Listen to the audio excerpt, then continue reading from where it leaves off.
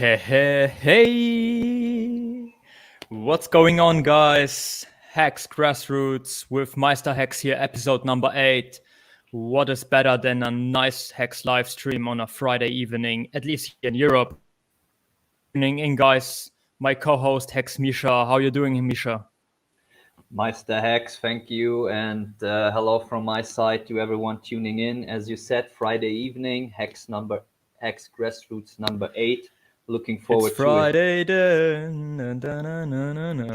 it. Yeah, and we have an amazing guest today, OG Hexican, David Feeder. He's with us in the studio, joining us in a couple of minutes. As David Morales is saying, David is the man. Really nice, amazing guy. He will be with us. Awesome. Yeah, I'm looking forward to finally meet David or meet David, have a nice chat with him.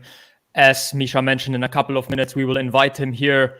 But yeah, Misha, what's going on? What has been up this week? What do we have in Hex? A lot of drama, a lot of big hack, price sideways downwards a little bit. Let's talk about that.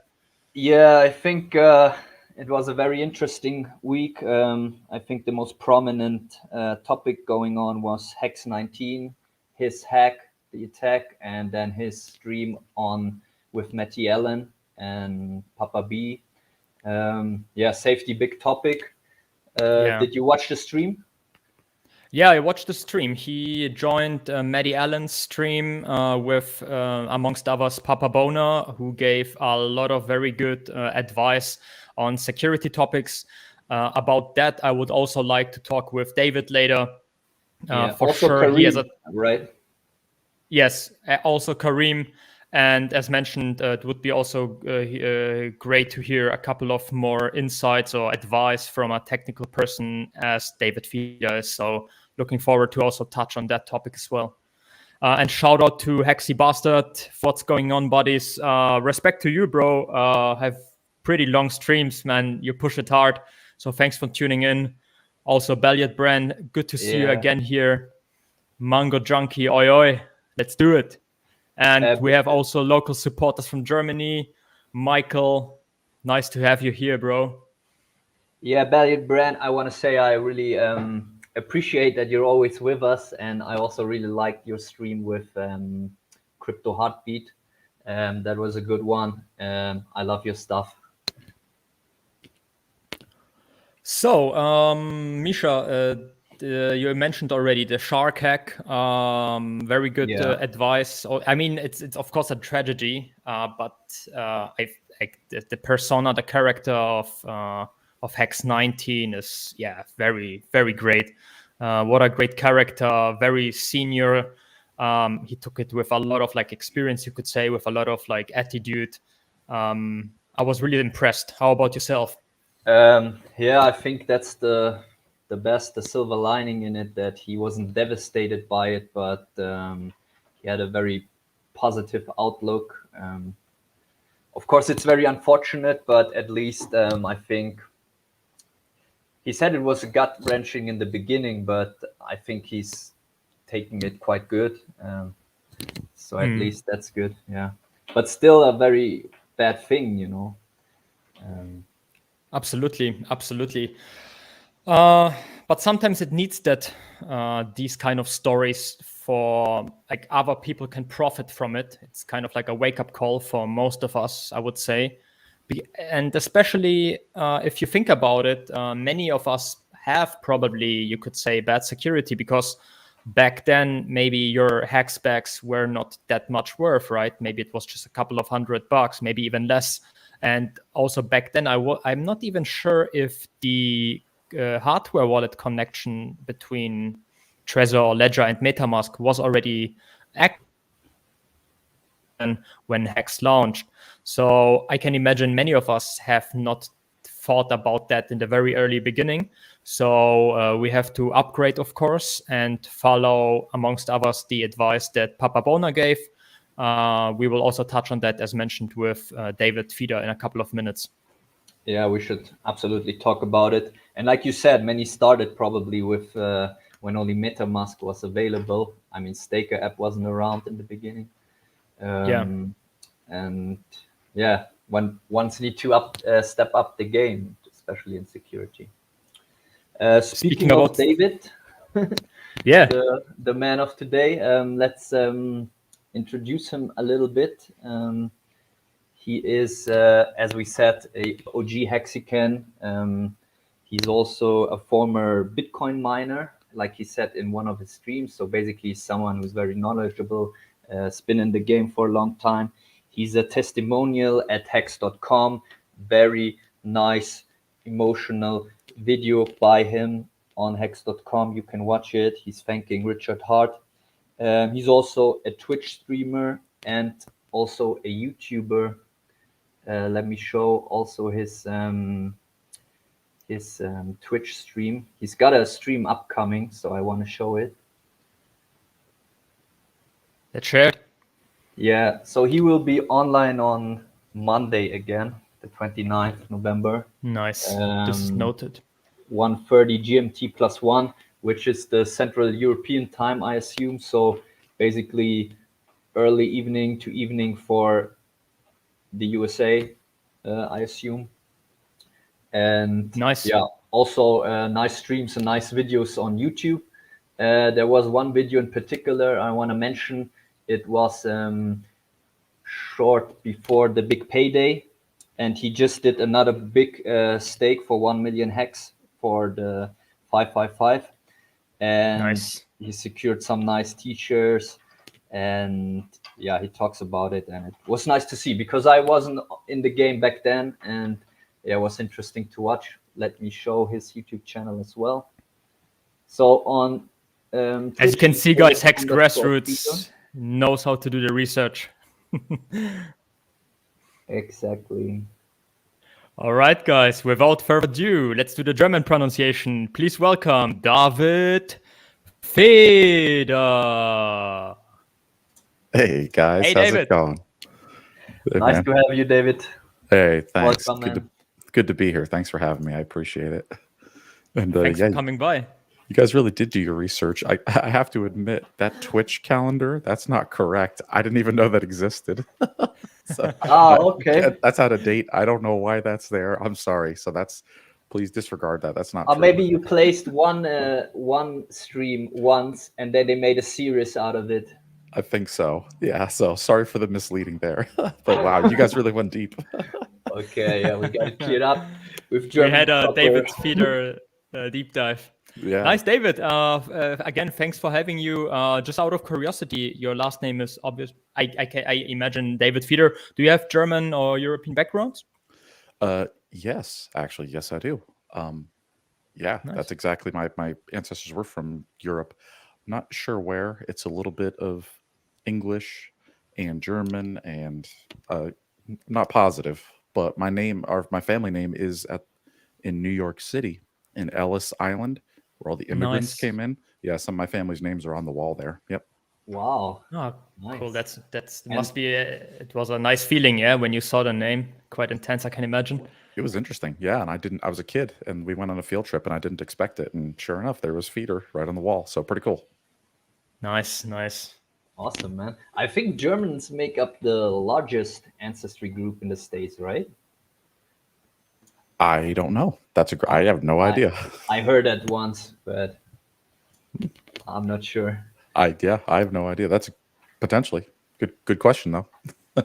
It's super interesting how everything mix up. Very interesting to see that and experience that as well.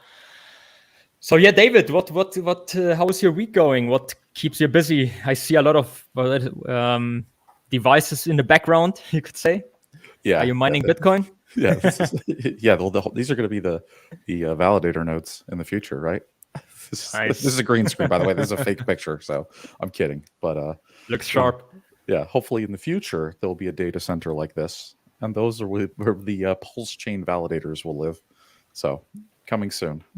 But actually, earlier this week I went to the Albany, New York meetup for the Crypto Sparbook US road tour, and it was awesome. It was a lot of fun. Hex Lion and Maddie Allen did the presentation, which I thought was great. I had a great time. So awesome. It was great to meet people in person. Abit was not there anymore? No, Abit was actually in Sweden visiting Hodeldog. Right. Yeah, he's taken a week off. I think he went home for a little bit, and then I think Abit is coming back to the States in a couple weeks, or like a week or two. Yeah, I was wondering if Hodeldog flew out to the USA or if Abit, because I saw their pictures on Twitter with the dog. So yeah. But I think it was at Hodeldog's home. Like I saw his setup. Yeah. Yes. Yeah. Hodeldog is a nice setup. I'm actually really jealous. His computer and desk and office looks much nicer than mine. I love it. His is good. Yeah, it's a very nice setup. We also are always laughing because every time we have a guest, like we just started streaming, you're our it's the 8th episode, but you're our 7th streamer. But actually, everybody has a better setup, so we kind of have the pressure to upgrade soon, step by step. Well, hey, today but his setup Black Friday, so today is a great day to do online shopping because the day after Thanksgiving here in the States, everything is on sale, like cheap usually. And I'm a big fan of Elgato. It's ELGATO.com. They make the microphones, the cameras, the lights, everything. And nice. It should be on sale today. Yeah, it's a great way for entry level equipment that sounds good and works well. It's good for streamers, so I highly recommend it. Not too expensive, for the entry. Yeah, cheap. Yeah, like this microphone is $130. That's not bad, and it's really nice quality, and it's USB. It plugs right into your computer. You don't need a XLR mixer, none of that stuff. It's way easier. Yeah, that's nice. Yeah, the sound is very good, so it's a very good quality for $130. You say, yeah? Yeah. Yep. Can't beat it. Nice. Maybe I'll score one. Yeah, we have to upgrade soon.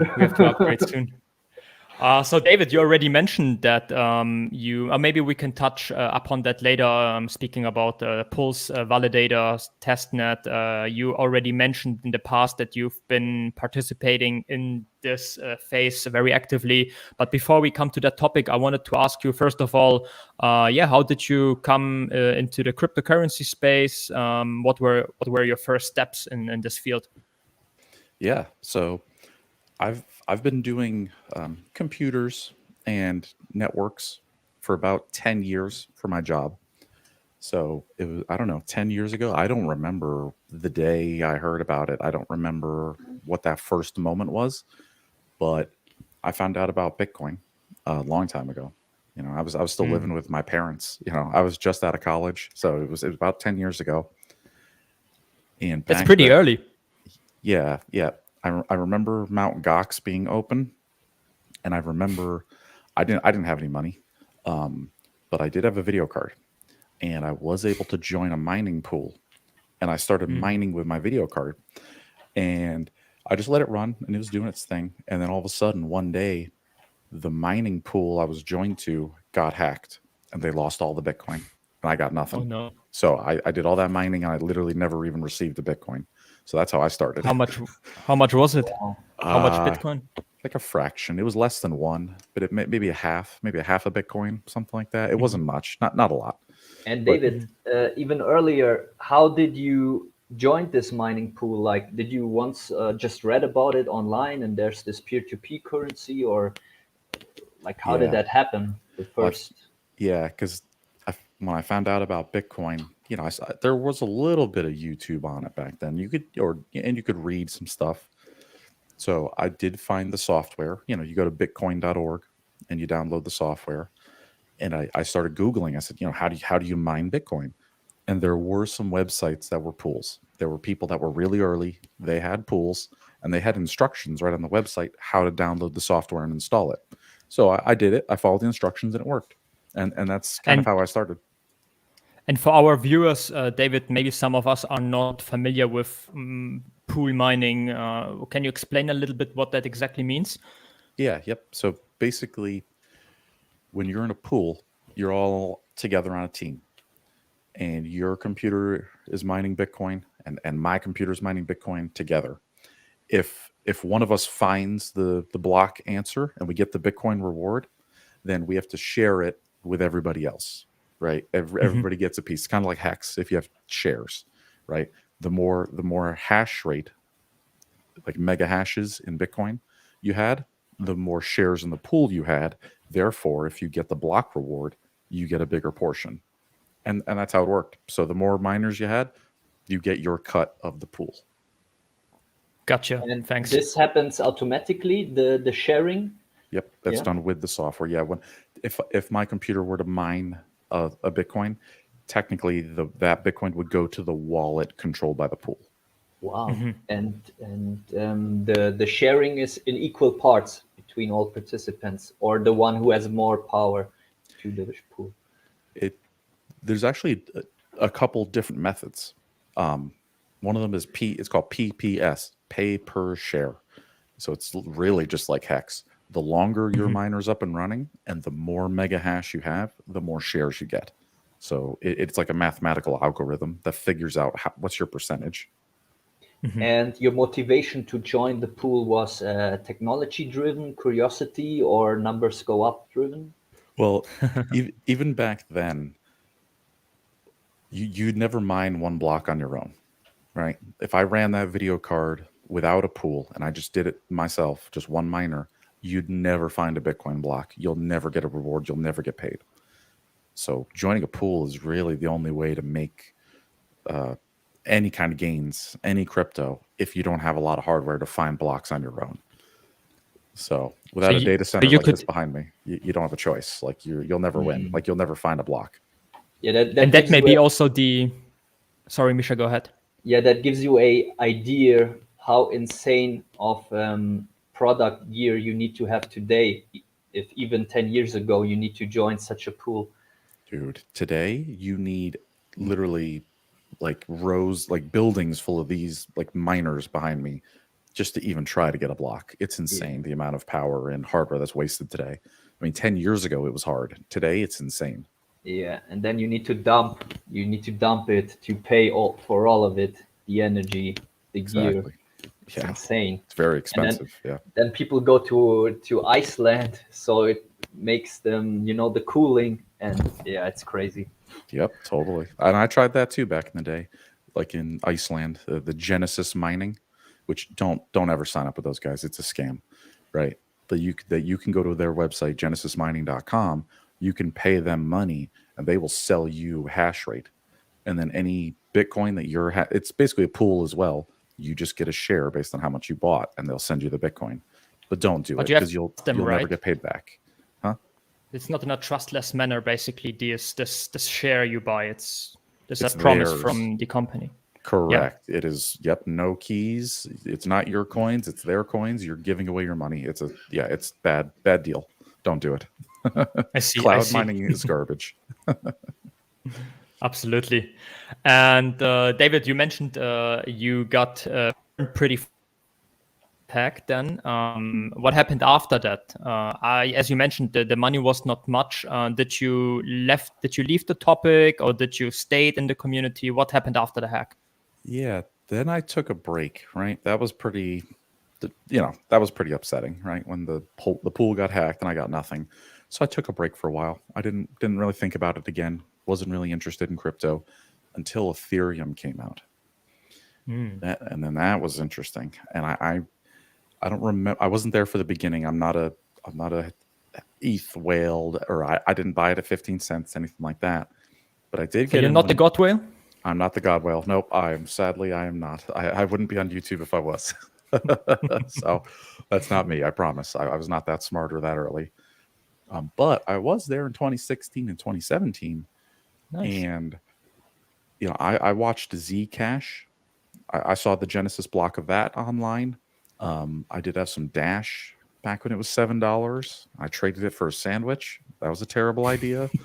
So, I've made plenty of mistakes in crypto. I bought some ICOs that were scams in 2017 on Ethereum. Because back when Ethereum started, that's all you could do. You could just trade it for other ERC20s. That's really all that was going on. Or you literally sent Ethereum to somebody. They gave you their ERCs as part of the ICO, and then you tried to sell them. So you joined actually right way before the ICO mania, you could say. You mentioned 2016, 15, was it? You rejoined, you could say. Yeah. Yep. I kind of got sucked into the ICO craze. Exactly. Yep. This as well. Yeah. All right. Nice. I mean, as you mentioned, you did a couple of mistakes like all of us, but I think it's part of the journey, right? And I also remember when I was back then in 2017, then when you read some white papers and you discovered FIRE, you thought you will be like a zillionaire, right, in 1 month, and you got burned pretty hard. And I think this experience also teach you for that it happened to some extent. Yeah, that's why I am as smart and as tough as I am today. That's why I am the Hexagon I am today, is because I learned all those hard lessons years ago. Lost the Bitcoin, lost money in ICOs, got scammed. Yeah, you have to go through that, and then you become like a crypto. You become better at crypto. That's how you learn, right? You never fall for those tricks again. Absolutely. And is there any other coin that's still around significantly other than ETH? I mean, I got some shit coins in my bag. Sure, I got some Pillar. So PLR. That was an ICO back in 2017. It's a real ERC20, and they have a smart wallet kind of like Staker, and it actually came out a couple of years before Staker app. So that's real, but they're not worth anything, man. Like, I'm still down 3 years later, right? I was buying them for $1, and now they're still like a nickel or 3 cents. So it's junk, like, or Storage Coin. Oh man, I mean, I could name some junk ones out there. So I've seen them all. And could we see the same happen again on Pulse, like new blockchain and repeating itself? So Pulse chain for the first year or two is going to be a rug factory, kind of like Binance Smart Chain. On Pulse chain, that's where all the scammers are going to come, because that's where all the new users are going to be. And you're going to be able to do every transaction for a penny. So it'll be cheap to write a smart contract. It'll be cheap to hand out, these PRC20s. And yeah, people are going to get scammed left and right. Pulse chain's going to be like the Wild West. So if you don't hold on to your bag and protect yourself, you're going to get robbed. So don't play games and don't fall for any silly coins. That's my advice. Yeah, the lesson from ETH would be to just hold the coin of the blockchain and not the others. Bingo. Exactly. Don't sell your Pulse for any other coin. That's the lesson from 2017 for Ethereum. Yeah, you said it. Yeah. Yep. And you mentioned PRC20. Like, I'm not familiar with it. Why is it always 20, or what does it mean? Oh, well, it's the ERC20 is the Ethereum. Oh God, I forget what the R and the C stand for. And then there's number 20, because it was the 20th protocol. It's like it's a format. It's a template of a smart contract that gives you a coin. Because there's other ones too. There's ERC, like, is it like 117, or like for NFTs? That's a different ERC number. Each number is just a different. It's like an improvement proposal. You know what I mean? Okay, like a classification and. Yeah, exactly. Yep, and new ones get invented all the time, and every time they invent one, they just add another number to it. Okay. You could say like an ISO standard, some sort of standard. Yes, exactly. Just like an ISO standard. Exactly. Yep, that's exactly what it's like. So, Pulse chain is going to automatically, at the moment of the fork, we're going to already have all of the same ones that Ethereum has, right? It'll be built in. Mm-hmm. Right. And David, after 17, I can imagine that during that or after that, you started to maybe get familiar with Richard Hart. Is that the case? Yes. Yep. I was watching Richard back in the 2017, back in the ICO scam days. Before the big $20,000 Bitcoin peak, I was already watching Richard before that. Nice. So all during his time when he was a Bitcoin maximalist, had the streams with like Tone, right? What's the name? Roger Ver. UCH, yeah. And he also Rhett, the guy who did the Bitcoin private. And I remember Richard being a Bitcoin maxi, and I remember him hating Ethereum when I had Ethereum. Yeah. I liked it. I had all the ICOs and scam coins and all that shit, and Richard said it was terrible, but I was doing it. So I mean, even back then, yeah, I remember those days where me and him didn't agree originally, and then Richard came around and changed his mind, and then he had the idea for Hex, and then Richard got into Ethereum. And what did make you like Richard? What did you like about his videos, about his style? What was it that kind of dragged you to him and your best, right? Yeah, because he was very smart. I knew he was a genius. He would tell me things about the crypto space in his videos. He would explain things that nobody else ever talked about, and I never heard it before. But you knew it to be true, right? It was right, and he was just nailing it, man. Every time he was correct. Everything he says eventually happens. Everything. If you did everything Richard tells you to do, you'll be like me. You know, you'll be a Hexican. You'll be happy. Like, you'll have all the money you'll ever want. You just have to follow along and listen. Absolutely. Yeah. What I really liked about his appearance as well, when you compare his streams to crypto streamers back then, especially when these both streamers had a live stream together, 90% of the content of the information came from Richard, actually, not from the counterpart. They were just listening and, I don't know, just, asking questions. So this also showed like his superiority of knowledge, you could say, compared to the other streamers who were mainly chilling their own like links. So that's what I really liked about him as well. Yeah, absolutely. You're 100% correct. Yeah. Yeah, I would assume he's just in general very intelligent and knowledgeable, and then crypto is just one part of it, like a symptom, but I think he's in general very intelligent, like in so many other parts. Or if you read Sci-Fi, how deep of a knowledge he has in many parts is astonishing, and it took me even quite a lot of time to grasp it, like you cannot grasp it right on the spot. Mm-hmm. Like, you watch him longer and longer, and then you start to get a feeling for it, and you're like, okay, wow. Yeah, it takes a lot of time. Because we waited 2 years for Hex to launch, and Richard would talk about the details. Sometimes he wouldn't stream for a couple of months. He would stream, and then 60 days later, 90 days later, he'd do another stream, and we didn't have a lot of information. And, he was kind of, I don't want to say he made it up as he went along, but, the features of Hex were, it took a while for that stuff to get designed. And, he would just give us little snippets or little tastes on his stream. We would talk about it. It was interesting times. This is often the case that you or the viewers or the users don't see the amount of work that it took in the background. Absolutely. A really long time. I remember it as well. It was postponed forever, the launch, and we were kind of mad, right? Because we were still used to mindset from the ICO mania. But in hindsight, it just proves you, hey, it's so good to just like be patient and make tech very safe, very good, sophisticated, instead of rushing. Exactly. It paid off, right? Taking Absolutely. the time, it was worth everything. Because Hex is it's just amazing. Working perfectly, and it is perfect. If you think about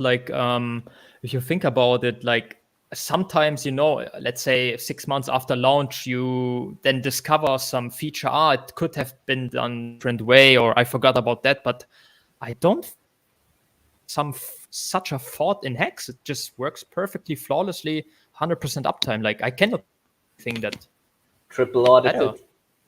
Yeah. I've never seen anything quite like it that's been this rock solid, and the admin, there's no admin keys, right? So the code can never be changed, never updated. It's perfect. It's beautiful. I love it. Yeah, it's wonderful. So absolutely, the biggest risk if the product itself is that good, 100% uptime, finished product, the biggest risk might be the user itself and his commitment to security. Would you agree with that, or what would you say is the spicy part of it? Yeah, there's two. The biggest risk for an average user is 100% the security, right? Like you said, and like Hex 19, how we saw the other day, how he got hacked, and then the hackers emergency unstaked hundreds of millions of Hex, and we all got paid because of our stakes. That all went to the staker class, right? So yeah, your own personal security of your seed words is number one. And the second risk, which is it's low risk in my opinion, but it's sort of related to this. And Tangent from Australia actually talked about this yesterday in his stream, so I got to give him credit. This is his idea, not mine. One thing that you got to worry about the security of the origin address.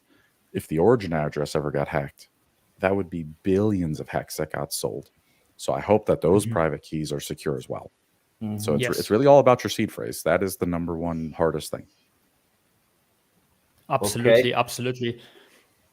And, we already touched upon that topic, David, regarding the security. And I mentioned in the beginning of the stream that probably most of the hexagons just use MetaMask without any hardware wallet, because back then, I mean, stakes are illiquid, right? So while tied to the seed, you do a 5-5-5-5, you can't do anything. So let's assume the most probable case that you made a stake 2 years ago, 1 year ago, staked for 10 plus years, and now your stake is tied to the seed phrase, which is in this ask.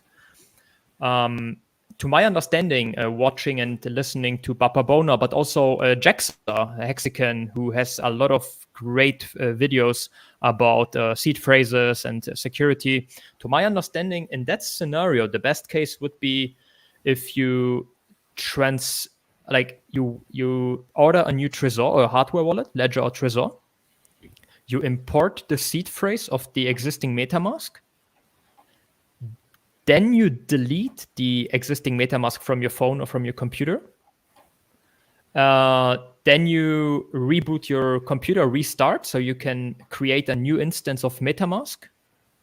Yep. And then you click connect to hardware wallet, and then it will connect your hardware to the MetaMask, and MetaMask serve as kind of like a display, like Staker app with smart wallet. Exactly. Yes, you hit the nail on the head. Yep. The only thing you can add to that is your seed phrases that you wrote down on paper. You want to put those in metal. You got to get those metal seed phrase cards. Jaxa, who is fantastic, he has a website, hexsafe.win. If you go to his site, he has a link to the company he works for in Australia. They make a kit with the stamps and the plates and everything you need. I think it's called the Seed Vault right there at the top. That's it. That's it. Yep. I ordered those, and those are coming in the mail now. After what just happened to Hex 19, I recommend every hexagon order this right here, so that way you can get your words on the metal that's fireproof. And if your house burns down, even, you can pick this up out of the ashes, and you won't lose your words. So I recommend this. And an electric engraver machine is like $15 on Amazon. I think Papa B said it yesterday, and I also ordered one. It's very cheap. Oh, there you go. If you want to do it yourself by hand, even perfect. Yeah, that's cool too. Yep. This comes with a little chisel and stuff. Like, this comes with all the tools you need too. So it's but nice. A diamond engraver is pretty cool too.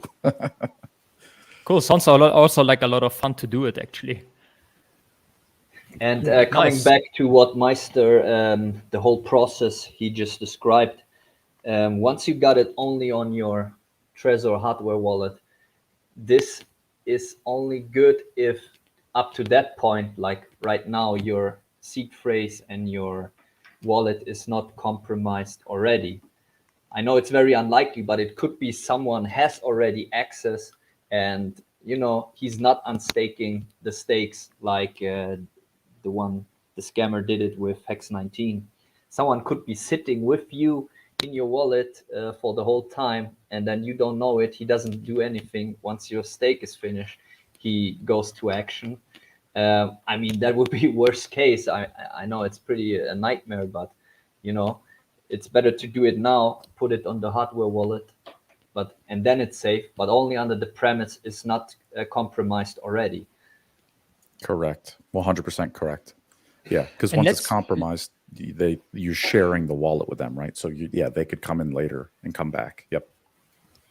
So just to make sure, David, if your seed phrase was compromised, there's nothing you can do. It's these 12 or 24 words, and it doesn't matter if you import it to hardware wallet or whatever. You both have access from that point on. Correct. At that point, it's a shared wallet with you and the hacker, because they have the words and you have the words. So now you both share the wallet. Yep.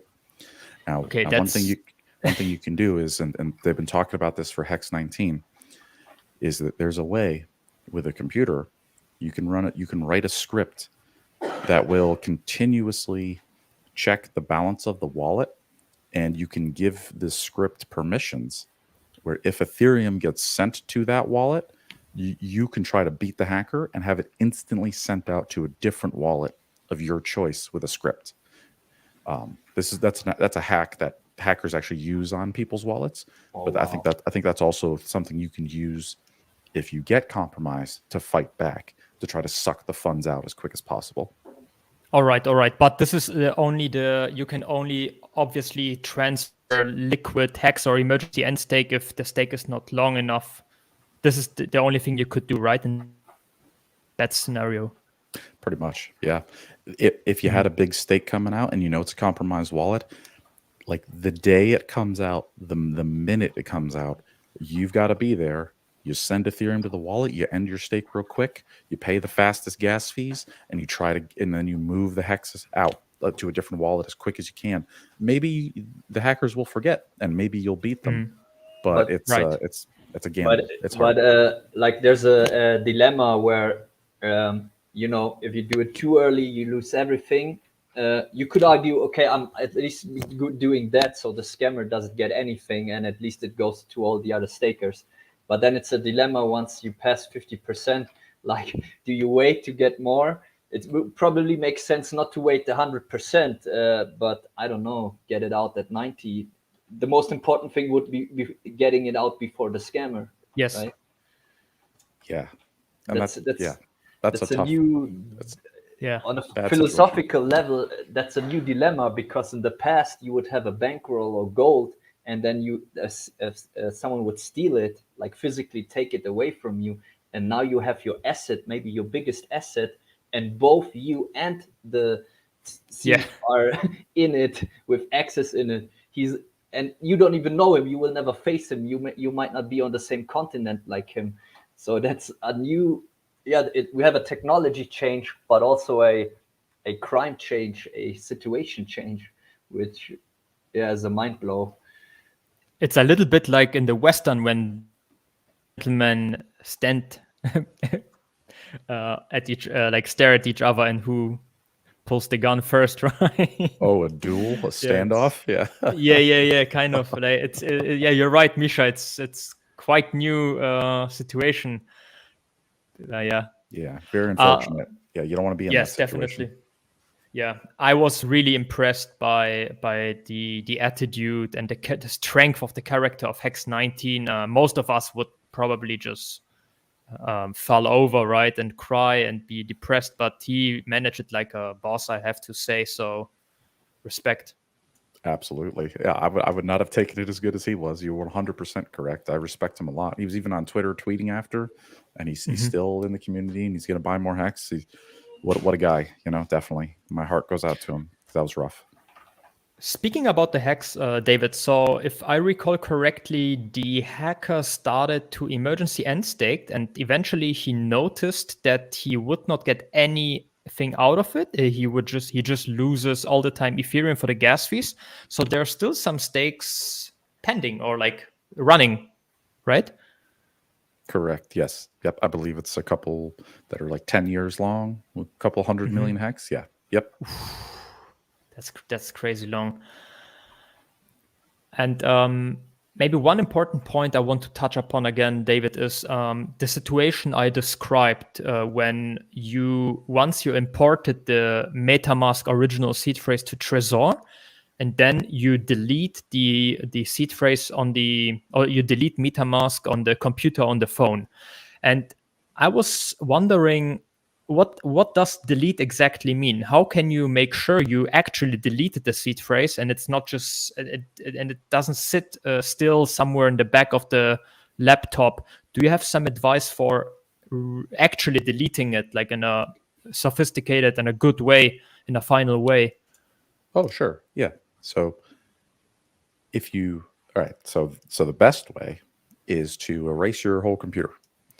And, if you use Windows, you can get the little USB stick and you download Windows 10 and you literally erase your laptop or desktop and then reinstall Windows.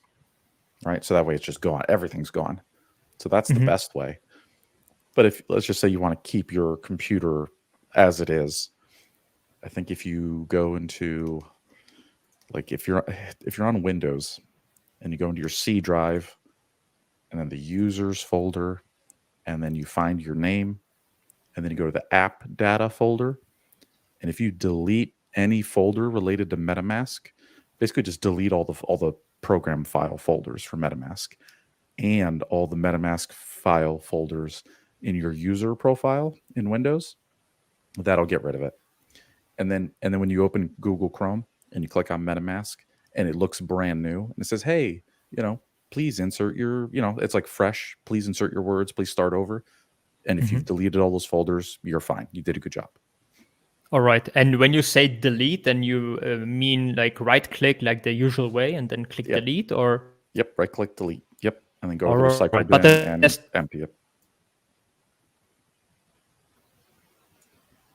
Oh, sorry. I think you're breaking up Meister there. Hex, I think you disconnected for a short bit. Say it again. I can hear you guys. It's good. I could hear everything. Yeah, you just broke up for a sec. What was the question? Can you repeat it, Meister? I didn't say anything. Maybe. Okay. Yeah, it's fine. Yeah, but I was listening. I got your answer, David. Thanks for that.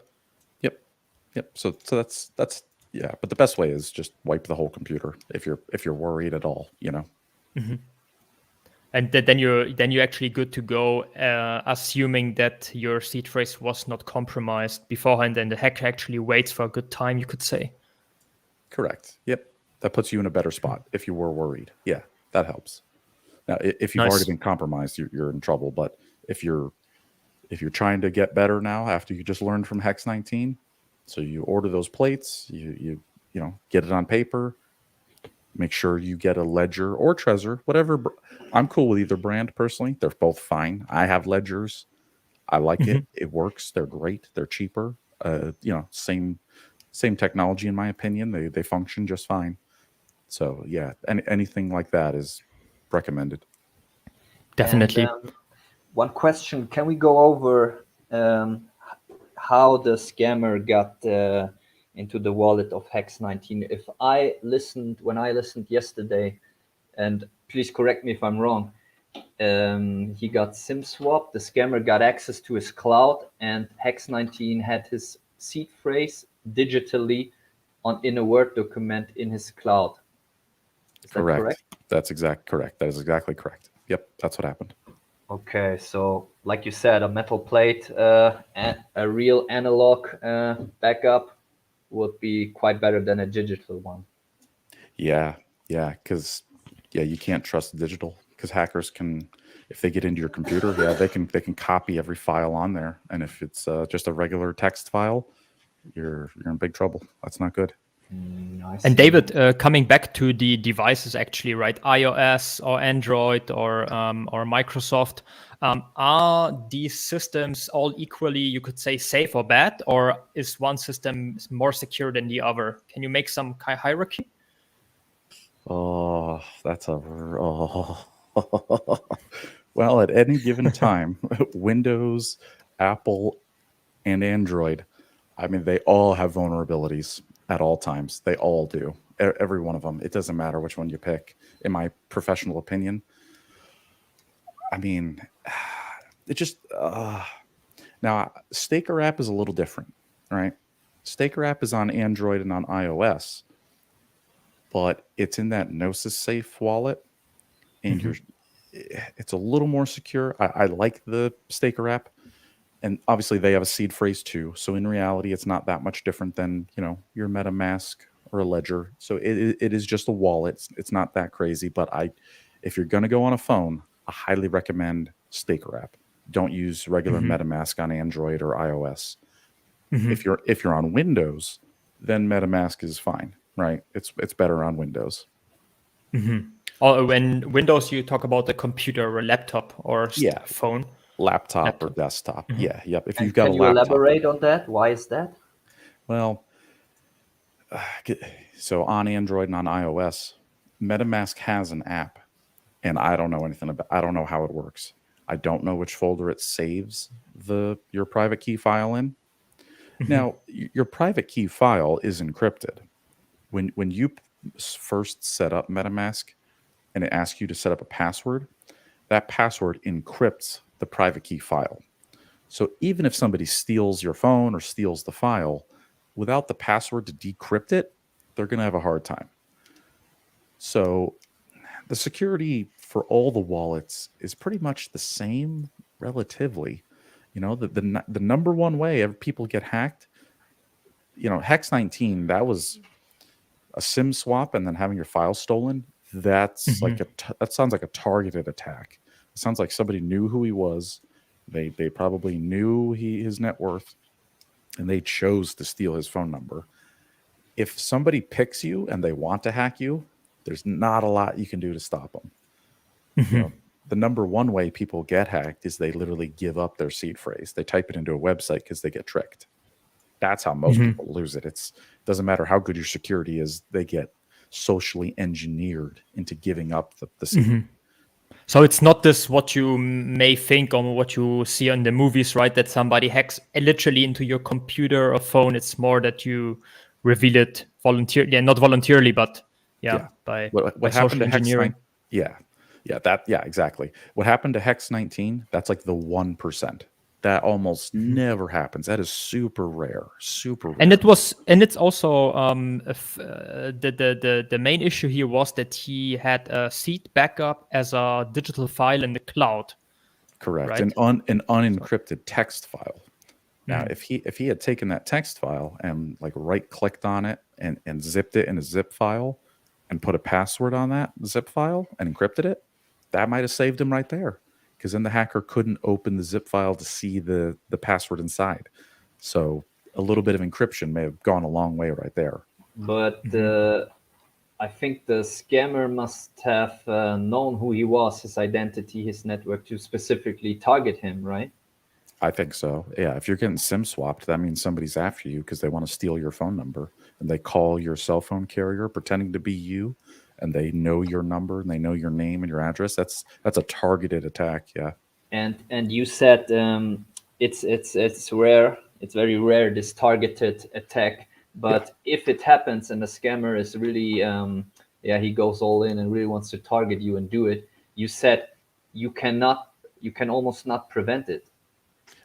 Yeah, except for making sure your private key is not on any computer anywhere. And it's a physical piece of paper or a metal plate in your location. Yeah, that's the only way to protect against that attack. Yeah.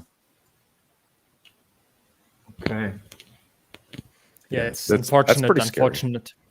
Yeah, that's the worst. Definitely. Like if you're targeted, you're in trouble because that's tough. Because hackers they're crafty. If they want to get into any computer system, you can't stop them. It's just a matter of time and how much money and resources they can dedicate to break in. So it's tough. Touching upon our past scenario, David. So we said if you set up your stakes on MetaMask, then you order a new hardware wallet. You import the MetaMask seed phrase. You then erase the old MetaMask from your computer or from your phone, and then you create a new MetaMask instance, and then you connect your hardware wallet where your original seed phrase lives now with the MetaMask to display your funds, you could say. And then the story goes further, right? So Papa Bono, in his latest stream, he also mentioned you should order a second hardware wallet. To touch a little bit on that. Oh, absolutely. Oh, yeah. Whenever I buy a ledger, I order two at the same time from the website. I always get two. Yep. Because if one breaks, you want to have another ready to go. Because as long as you have your paper seed phrase or your metal seed phrase, you know, the little USB hardware wallets, they break sometimes. You know, it's just electronic components, right? Sometimes they fail. So definitely buy 2 or 3 ledgers at a time. Yeah, it's worth it. Definitely. And he also recommended to start the second hardware wallet, and whenever your stake ends, you transfer the liquid hex to the second Trezor where the phrase was generated on the hardware wallet, and then you restake. This process may take up to 15 years, right? Depends how long your longest stake is, but then there's no possibility that the seed phrase was outside of the hardware wallet. I completely agree with that. Yes, that is a great idea. That's a very good move. Definitely. Yep. Definitely. Yeah, we have to listen to Papa Bono. Yeah, Papa Bono. Yeah, I think it was yeah, that's good stuff. Definitely. I think it was, as mentioned before, very unfortunate, of course. This hack, every hack is unfortunate, but on the good side, I think it's a wake-up call for many of us to upgrade our security. So at least we have that. Yeah, definitely. And I think that day will live on every year as Hex 19 Day, the biggest payday ever in Hex history for T-Share. So yeah, yes, Hex 19 big payday. Yeah, Number 2. He'll be remembered. He made us all a lot of money, and he also helped us improve our security. So, in the end, it was an expensive lesson learned. But if the rest of the community learns from it, then maybe we can get something good came out of this after all. Absolutely. And I saw a picture. I saw a picture of him where he attended with his wife on one of the meetups. Did you maybe have the chance to meet him in person? He was at Las Vegas last year. Sadly, I did not go or to get to meet him. But I hear he's going to Vegas this year in March, in about 90 days for the next Hex convention. So I will see him there. So soon. Nice. Awesome. Will we see you in London as well? Unfortunately, no. I couldn't make it under such short notice, and I don't like the quarantine rules. I was kind of upset about that. So sadly, I'm not going. But hopefully, I don't know if they're going to do it next year. We'll see. But going forward, once restrictions loosen up around the world, I'm going to try to go to every convention I can. Okay, and absolutely, the next Las Vegas one is scheduled already? Yeah, so in January, we're just doing an online conference like last year. So it'll just be like a YouTube stream. And then in March, we go to Las Vegas, Nevada. So that'll be fun. So I'll be at those 2 events. Okay, nice. And you mentioned you were in Albany. That's in the state of New York, right? Yes. But that was just Crypto Sparbuch and their tour, US tour, yeah? Yep. That was the Crypto Sparbuch tour. Yep. Okay. So there they usually make their presentation, right? And then try to onboard the new people and talk Hex. Yeah. Yep. Exactly. Yep. And I think tomorrow night is Boston, Massachusetts. Nice. And then next week is New York City. Nice. I like how they went through the whole country, southwest to middle to east. Like they really saw all parts of this big country. Yeah, they did. I even saw Hex line the other night, and I told him, I said, you've been to more states here in the U.S. than I have, and I've lived here my whole life. So, yeah. And he drove it all the way. Yeah, man, thousands and thousands of kilometers. Oh man, dude, it's so much. It's like, I think you go from one side of the United States to the other is like 6,000 kilometers. It's crazy. It's huge. Yeah. You can watch a video on YouTube where a guy filmed with his dash cam the whole way from west to east. Wow. Yeah. You can watch it, and then you can obviously skip, and then you see how the landscape changes so vastly when going across. Yeah, that's cool. That's real cool. And Crypto Sparbuch, I think once they finish the East, they will go to Florida for the winter, right? And then I think they will go back to Las Vegas and then meet you in March there for this convention. Yep. Yes. Yeah, that's a nice plan. Yeah. That's going to be fun. I'm excited. they really improved their quality. I mean, their streaming quality was already good back then, and Misha and I, as we just started, we see how much work that is in the background. And when I saw their stream with Hexologist, I mean, it was like TV basically, like with this background, with the sound, with the microphones, with the cameras. It was pretty impressive, I have to say. Yeah, definitely. Even I was actually impressed with the equipment they had at the meetup the other night.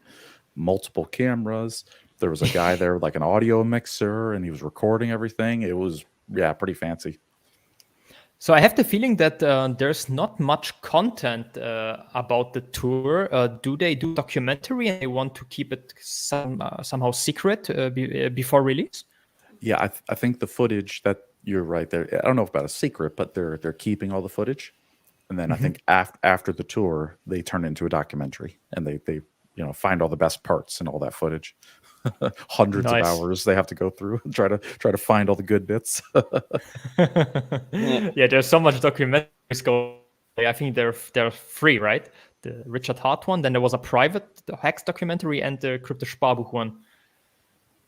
Yeah. I think that's right. Yeah, those three are the only ones that I know of. Yeah.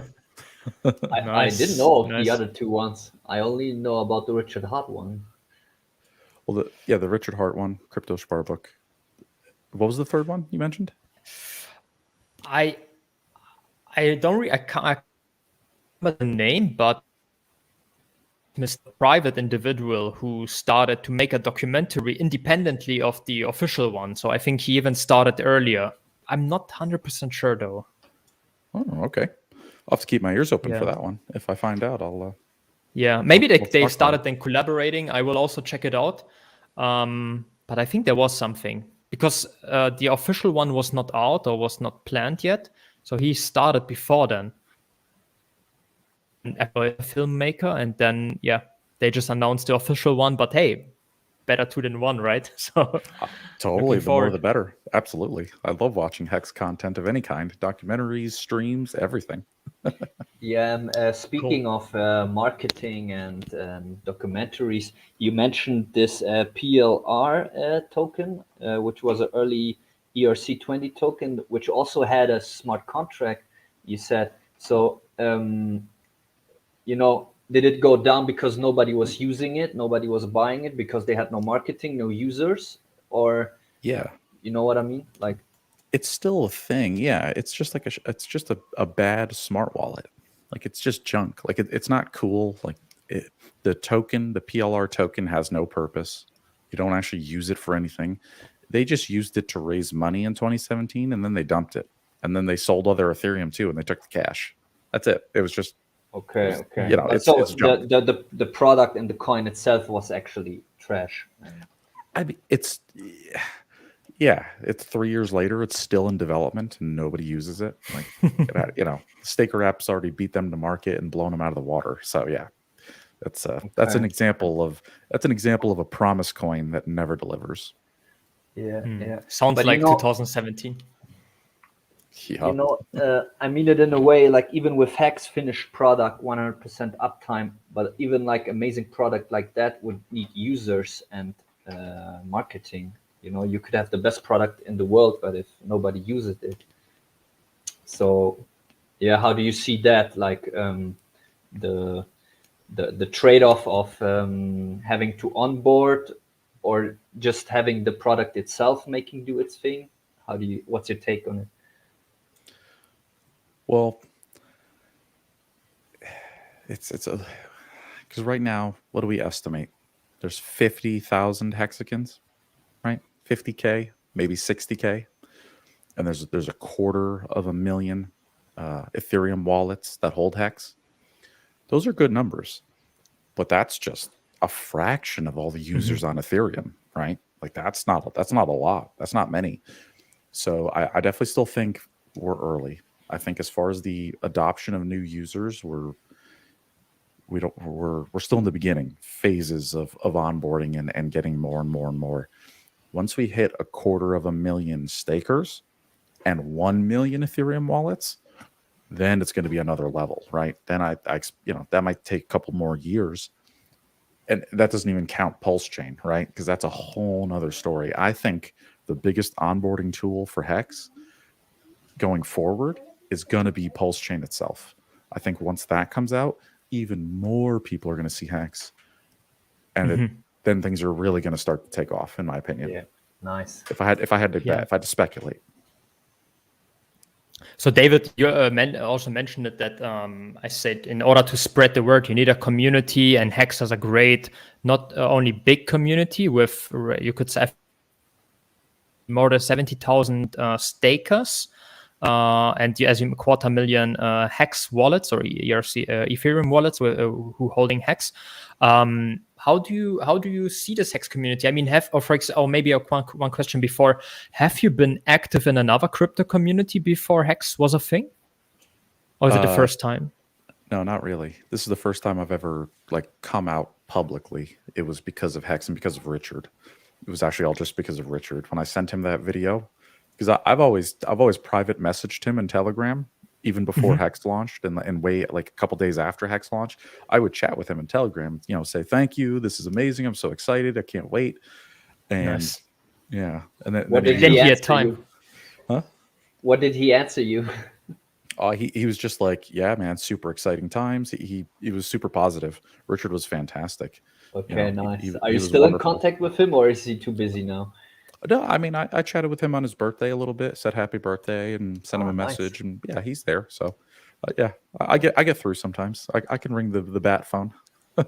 And what made you want to go public? Because as you mentioned, you have not been a streamer or a public person before, but something must have motivated you. So, what was it made Hex that special for you? Well, I mean, it was really Richard who kind of pushed me out here, because I made that testimonial video, but I sent it to Richard as a private message. It was just for him. I didn't think anybody else was ever going to see that video. And then Richard watched it, and he's like, "Oh my God!" He's like, "This is the best thank you I've ever received in my life. I have to put this on the website, and I want you to put it on YouTube." And I was like, okay." So I did. That's how this all happened. I didn't mean to come public. It was because of Richard. He asked me to, and I was like, "Sure, I'll do it." So awesome. So we have to thank Richard that he pushed you. So we have now very active, right? And you are a diamond in the community, of course. So awesome. It's all, everything is thanks to Richard. Cool. And can you maybe for the last part of our stream today, maybe talk a little bit about your beginning of active involvement in the community? Did you join a couple of other streams before you did an own one? How was it after the video for you in regards of the Hex community? Yeah. Yep. So, because for the first year before the big payday, whenever I watch Richard, I have a confession. I maximize the screen to full screen, and I don't read the chat. I'm just watching Richard, and I'm staring at him, right? And I just watch him for everything he says. I listen to every word Richard says closely, because sometimes he'll say things that some people may not understand, but you got to read between the lines, right? Like when he talks about the origin address, or when he talks about what's going to happen in the future, he can't say it directly, so he has to be subtle. So I was always big into listening to that.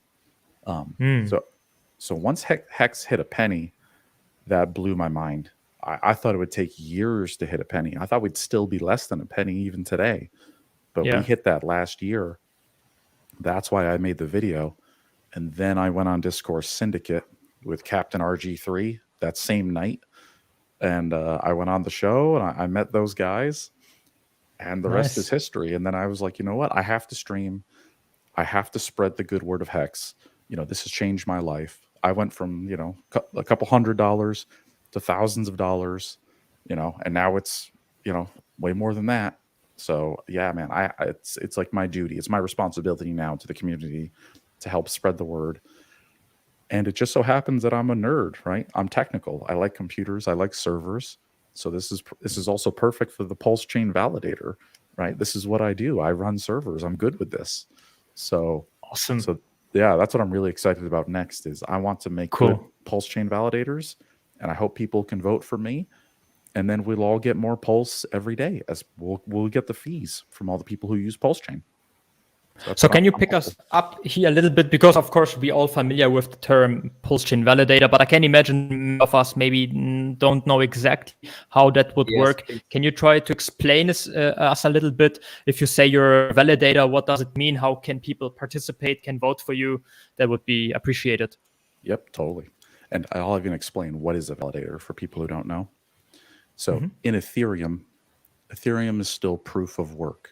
And people still use their video cards to mine the blocks for Ethereum, just like Bitcoin. It's old school mining. In Ethereum, they've got their video cards. So Pulse Chain, we're changing that. There's only going to be 33 servers that mine the blocks, and they each take turns in a rotation, like a circle. Those 33 guys mine all the blocks for Pulse Chain, and that's it. If you want to be one of those top 33, you have to have the most pulse. And there's two ways to do it. I'm going to take some pulse and I got to put it in my server. And that's the validator, right? And you lock them some sort of? Or? Yeah, yep. It takes 24 hours and then it locks them. And then the pulse can't be moved. You can't trade it. You can't send it. It just sits there in the wallet and the server. So I'll have that much. Now, if maybe that only brings me to number 50 of all the richest servers. So then there's going to be a website where everybody who's got Pulse can go, and you can pick which server you want to vote for, and you can lock up your Pulse, and you can vote for a validator and pick them, and then your money counts toward their ranking. And the more Pulse, the Pulse, it's not money, it's Pulse.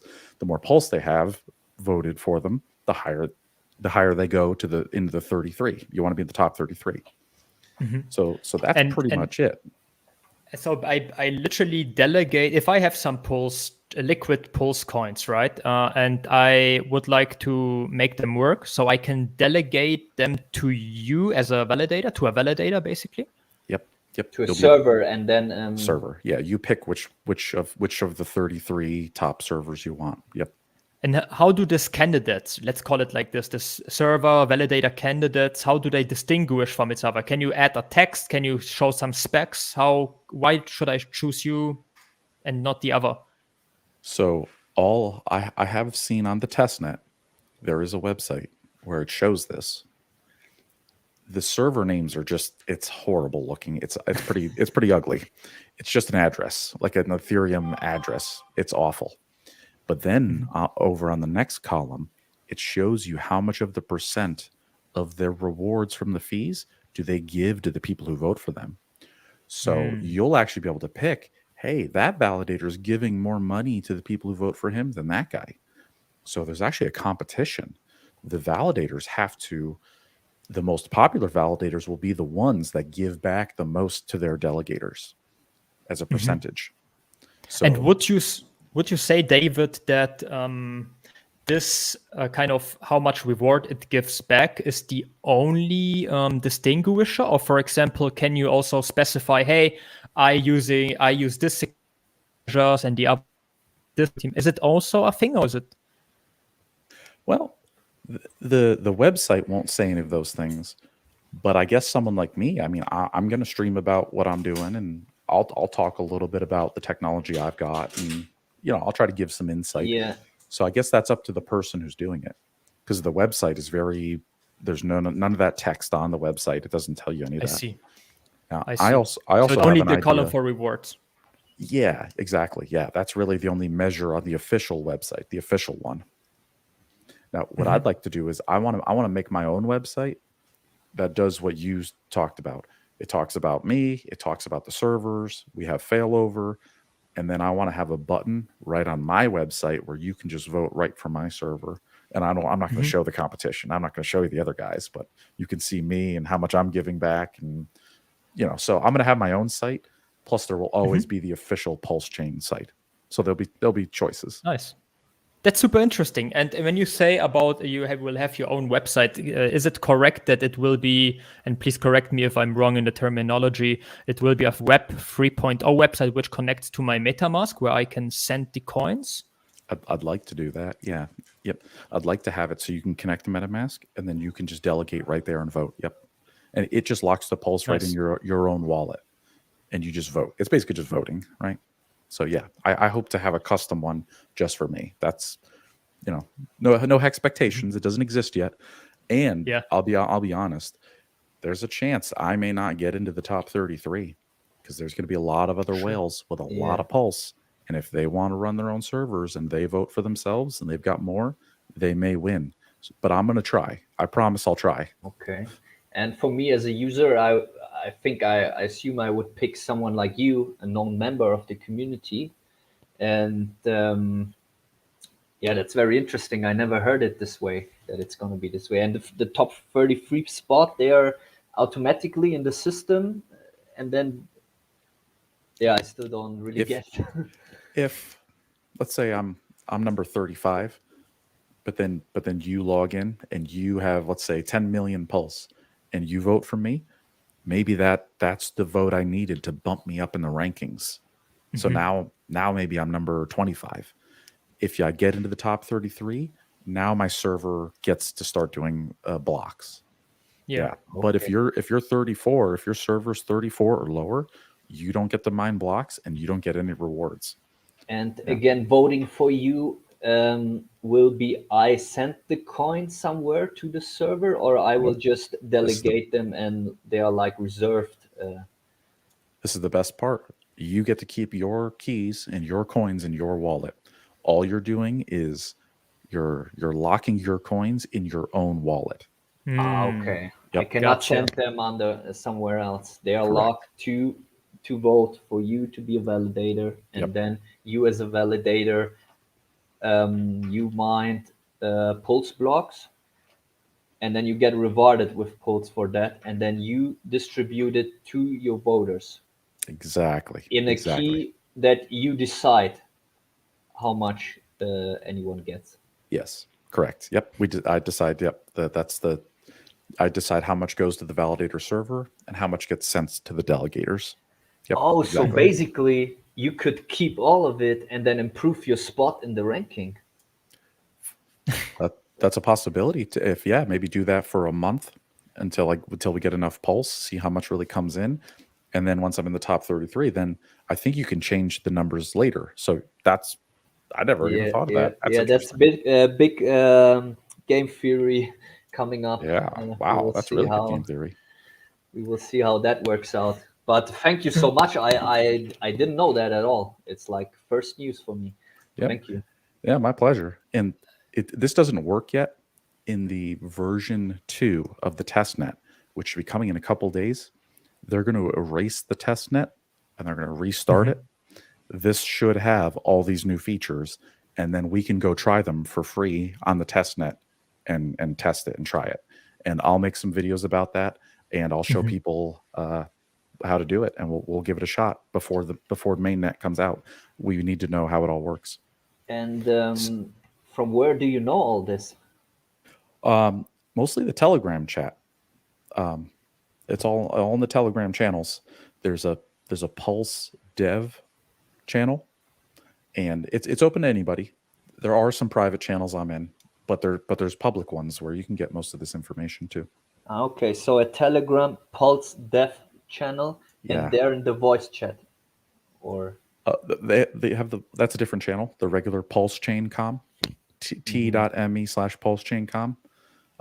That's, you could get some information there too, but I'll try to keep everybody updated as well, because I'm really focused on this. I'm all about this validating and delegating. This is my specialty. Nice. Yeah, guys, you heard it here, and follow David. Sure, it's worth it. Yeah, you already have you won some voters, David, here. This is like a presidential election here campaign. I really appreciate that. I've gotten a lot of support on Twitter and a lot of support in all the chats I go on and all the streams. So I really appreciate that, guys. Thank you very much. I'll do you guys proud. And one promise I have for my validators is I will never do miner extracted value. I will not let my server alter the transactions of people before they go on Pulse Swap or anything like that. I won't do it. So yeah, I promise that. No MEV. And David, coming back to the example that you gave us, so let's say you are number 35 and you need 1 million pulls more to make it to this, you could say, first league, right? Top 33. And I vote my 1 million pulls to you, and you promise, or you give me in return some share of the return. How, as a voter, I have to, let's say, vote or be locked? What is the minimum and maximum time? So it's actually when you go to the website and you vote, it takes 24 hours, kind of like a hex stake. It's 24 hours before it triggers and turns on. And then there's no time lock. So you just sit there every day and you gain pulse. You can unlock it whenever you want. And you go back to the website, you click unlock. You got to wait 24 more hours. And then your pulse unlocks in your wallet and you can send it. So it's really just 24-hour cooldown. And when I stop the delegation, how will you send it the reward which I earned during my time manually, or is it automatic? How can I imagine that? Definitely should be automatic based on the smart contract for the validators. I don't know yet because we haven't tested it. I don't know if it's a daily payout, or I don't know if maybe it just pays you out once you're done and you end your delegation voting. I don't know. We don't know yet. Not sure. We'll test that soon. All right. Cool. Yeah, super interesting. I actually have not known that either. Maybe we have one question from the chat. David Hexova asks, David, in your opinion, when will Ethereum manage to switch to proof of stake? Sorry. I think so. Here's what I think. I think Vitalik is going to watch Pulse Chain launch, and then I think he's going to change his mind in like a year. And I think after Pulse Chain becomes super successful, Vitalik's going to start stealing our features. So I think maybe 2 years, 3 years. I'd say 3 years. Give it 1,000 days, and Vitalik will wake up and he'll be like, "Oh man, well, Pulse Chain really beat us. So I guess we might as well do what they're doing." So I'd say 3 years until Ethereum goes to proof of stake. And I think Vitalik, he's trying to keep the miners happy too right now. That's why the gas fees are so high. You know, when you end a Pulse or a Hex stake and it costs $400 and that goes to the miners, they love it. So Vitalik doesn't want to change that. So I think years. I don't even consider it. But not even on my radar. All right, gotcha. Cool. Yeah. So we're looking forward for the testnet 2. Will it be the last testnet? What is your opinion? Yeah, well, this should be the last testnet before mainnet. Yep, and the testnet will be forever, right? The testnet and mainnet will both exist, and that's great because then if you are a developer or if you want to try some stuff out for free with no risk, you can do it on the testnet. So we'll keep that up and running forever, I think. Cool. Yeah, that sounds very promising. I'm looking forward. Yeah, I'm looking forward for the delegation. Yeah, dude, it's going to be amazing, man. This is going to be a game changer for all the people who feel like they missed out on Hex or they missed out on ETH or they missed out on Bitcoin. Pulse Chain is going to be your next life-changing opportunity. Wow. During the first month when Pulse Chain comes out, after the price goes up, and when that first dip comes in, I mean, buy as much as you can because it's going to be less than a penny each, and it'll change your life. This is another life-changing opportunity from Richard Hart. This is a freaking gift. So, yeah, I hope everybody gets involved. And there are 2 good things coming with it. You said it earlier. For one, Pulse OGs will get from their sacrifice a nice bag. And second, Pulse Chain will go viral. And with that, Hex, which is a nice future. Absolutely. Awesome. Absolutely. And other projects, too. We're going to save a lot of other stuff. Like Decentraland on Ethereum. It's kind of like a video game, and you can buy plots of land. Well, once Pulse Chain comes out, if you can buy a plot of land for a penny, and you can play the video game for a penny, that's perfect. It fixes it. So Pulse Chain is going to fix a lot of other cool stuff that really never had a chance on Ethereum. Maybe one last Pulse Chain related question, David. Sure. So we Ethereum copy state. on the Pulse chain. So let's say I am a ERC20 project like Decentraland, for example, or an NFT project, and I have a problem because of the gas fees. My users cannot transact. I cannot do my business. And now chain comes out and the whole Ethereum state is already waiting there for me. How would, for me, the ERC20 project, the transition would look like to just, what would I have to do to make this, the change, the swap, basically? I mean, pretty easy, depending on what they've built. All the developers of Decentraland, as an example, will do. They just switch their MetaMasks to point to the Pulse chain. They switch their backend servers to go to Pulse chain. All they have to do is change the IP address and the network name. The software is identical. The software is the same, right? It's literally the same code. So all they have to do is make a few changes in their infrastructure and their website, and they could be on Pulse chain. And some people, they won't even know the difference, right? But it'll just be faster and work better, man. So I think a lot of projects, I expect a lot of projects to abandon Ethereum and come to Pulse chain because it'll be so much more profitable. Yeah. And two questions to that, David. So then also they have to instruct their users, hey, you have to do this switch. We are now live, you could say, or will continue the work on Pulse chain, and you find your token over there. And also they would have to instruct their users who have their token on a centralized exchange to get their private keys, right? They would have to basically prove their private keys to get the token. You want to withdraw. Yeah, definitely want to withdraw off of centralized exchanges. Yes, you're correct. Yep. And that would have to happen on the snapshot, right? As well. Before you want to do it before. Yeah, before. Yep. And I even have the same. Yeah, there's another ERC20. It's on Gemini. I have a couple of them. I'm going to be taking those coins off of Gemini, putting it in my MetaMask before the fork. And then the fork happens, and then you get your copy. So they got to be in your wallet before the fork. And you got time. You got like 90 days. I think Pulse Chain's coming in like February. So you got like 90 days to get your stuff ready. So plenty of time. That would have been my question, your prediction. Yeah, my prediction for Pulse Chain is February 2nd. Right? It's a guess. I'm just speculating. I have no idea. But I sometime in February. I'd say 90 days. Okay. Cool. Yeah, we will check on that. No, just kidding. Yeah, we'll see. Yeah, we'll see. Yeah. Cool. Last question, David, before we wrap up. I noticed your great T-shirt. Misha and I, we ordered also our bulk from hexmerch.com. Where did you find yours? Hexmerch.com. I got the shoes. I got a bunch of shirts. I got a sweatshirt. I got everything, man. I got cups and bottles and koozies. I spent a lot there. Did you have people coming up to you and talking about it? What, at the Albany meetup? Yeah, or general, like if you wear your Hex merch stuff. Oh, when I'm in town at the grocery store, nobody's ever said anything. No, they've never said a word. People look at me, but they don't ask. Now that you say that, nobody's ever asked based on my shirt. Not yet.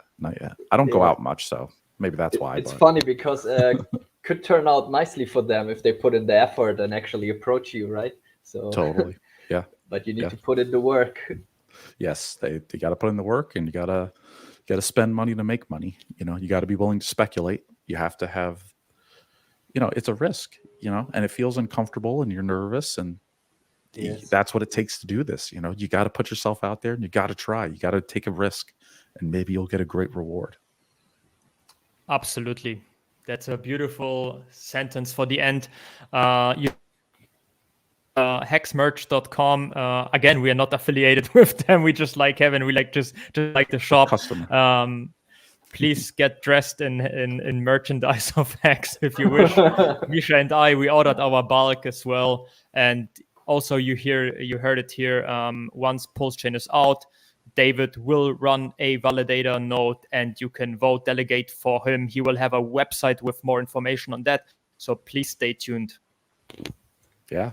And thank you guys so much for having me as your guest. I really appreciate it. This has been fantastic. A lot of fun. Yes, it was a pleasure to talk to you. You're so knowledgeable, and it was easy going. It was nice. Once again, thank you so much. Yeah, my pleasure. Thanks for having me. Always, anytime. Yeah, cool. your Thank you, David. Twitter is at David Feeder, right? Nothing special, just at David Feeder. Guys, follow him. You heard the news today. You want to hear them again when David has them for you. Totally. Cool. All right, guys. Thank you very much, David. Yeah, my pleasure. Thanks for having me. I appreciate it. See you next time. Bye-bye. Thank you. Bye-bye. See ya.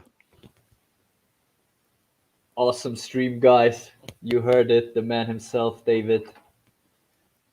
Really cool, really cool. I also enjoyed the information about Pulse Chain because it often is like that, Misha, right? That you hear this terminology like validator and rotating 33, and you kind of think you know exactly what's going on, but then if somebody asks you, you actually don't know exactly what's going on. So I appreciate that that David came and shared his knowledge. I gotta be honest with you. I've been watching some streams and especially Pulse streams, but I never got that much information out of it. Like this with the validator process, I haven't heard it on another stream yet. So it will be basically like a soccer league, right? Like the first league has 33 spots, and you're in the second league, so you have to get better. You have to get more pulls than the last in the top 33. And if you delegate, if the validator gets enough pulls via voting, via delegation, for example, or he just puts it by her himself, then he would move up and he would be part of this circulation to mine blocks and get the transaction fees. Because again, Pulse Chain has no inflation. But also, you as a normal user, if you want to participate in that process, you have to think for yourself really hard. Where do you want to delegate? On which horse you want to bet to be a validator? Because if you always lock up your pulls for someone who's in a region between spot 40 and 50, this group will never get any pulls, right? Right. So you can bet on a horse because you like him or something, but you also got to think, okay, I need to bet on someone who will be, or it would be good if he's in the top 33 and generates more pulls, you know, if that's what you want to accomplish by delegating your pulls. But I mean, if you, that's a very good point you say, but basically then I would logically delegate my pulls to the top number one because he has the most, he's the farthest from getting out of the top 33, right? But if that also means as he is the top one, he has the most pulls with one, he share the reward. So logically, the reward from the top one may or must be smaller than from the top 30, the 33rd. And I would be more willing to delegate to him then. I think with the risk to fall out. I think it depends, and it also depends on how much the horse you're betting on is bringing in pulls. You know, if he's already coming in with a big back, he's already quite high in the ranking, and maybe he doesn't. Maybe you could pick someone in the top 33 who doesn't have that many supporters yet, with whom you will share the reward. You know. So you're saying that if there's a validator who has a lot of own pulls, that he will not basically delegate the reward to himself, and there's more for the voters. For you as there's this game theory for the validators, but also for you as a normal Pulse user, you could find a good validator who has a big is in the top 33, but he doesn't have so many other guys betting on him because he's in the top because he holds a huge bag of himself, you know. But his incentive is also to go to them. Yeah. Other people will go to him, but I mean, his incentive. But his incentive, even though he has a lot of pulls, would be still to earn rewards, right? That's why he is a validator. So he still has to take some part of the transaction fees for himself or herself. So that's what I meant. Like when you delegate like, let's assume everybody has the same security setup and everybody has the same incentives, you could say. But if you delegate your stake, your pools to the, let's say, the 33rd place, you should get more reward than if you were delegating it to number 1, because there's more pools inside with whom you have to share the reward, right?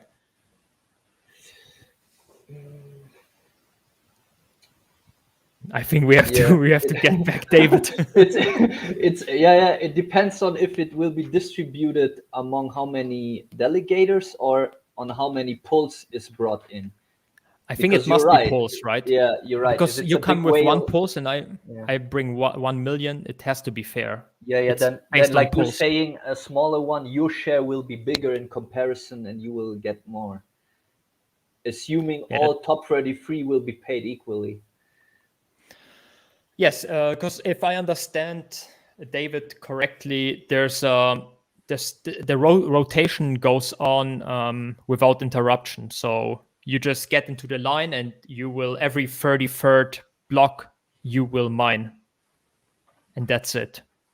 Okay. And that's why I think also there was one point I remember now a couple of months ago that stated if there's a number 1, the number 1 spot then could never actually be replaced.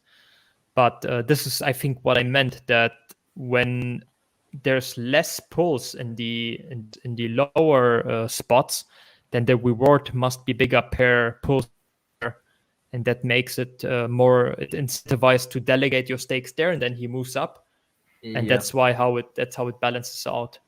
But it could be also, if someone is on top and he continues to get more, and he's on top because he holds himself a big bag, and then he gets on top of it because he's always in the top 33. This guy could also be constantly growing. And then maybe more people want to join him because he's a safe bet.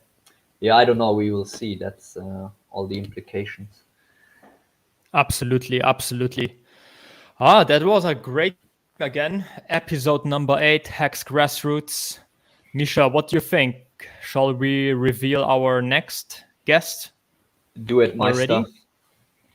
All right, guys. So for next week, next Tuesday, the 30th of November, 7 p.m. Berlin time, we have Hex Grassroots episode number 9 with yet another great Hex Grassroots Hex OG, the one and only Vince.